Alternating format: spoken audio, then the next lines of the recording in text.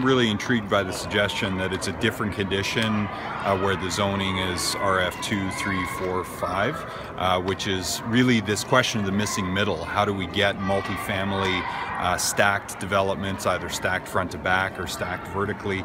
And I think the places where that makes the most sense is not, you know, every neighborhood from Lansdowne to any of the other RF1, you know, post-war neighborhoods, but to really look at a lot of those pre-war neighborhoods where the zoning's already encouraged higher density development. So I think the height conversation is worth talking about, but I think if we focus it into those sort of more medium low density zones and think about corridors of that kind of density along major transit, that's where we need to not only unleash the innovation but cluster it to create that density that supports walkability, supports transit, supports small business, without, you know, creating a revolution in the RF1 neighborhoods where maybe that change isn't needed, at least, you know, for another generation.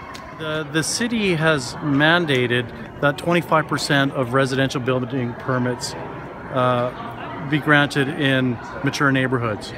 The highest we've ever got is 19, and that was during the boom. Usually we're around 12 or 13%, and that's because there are so many constraints to building infill. So, you know, a lot of them are aimed at just being responsible builders, and I'm all in favor of that. But front setbacks is a huge obstacle. There are density regulations that I think were crafted in the 60s or 70s that you know, we've definitely outgrown. So the MNO itself, to me, is a flawed piece of legislation, and it's enshrining things that shouldn't be enshrined. We've come a long way in the urban planning world and in urban design. We know better now.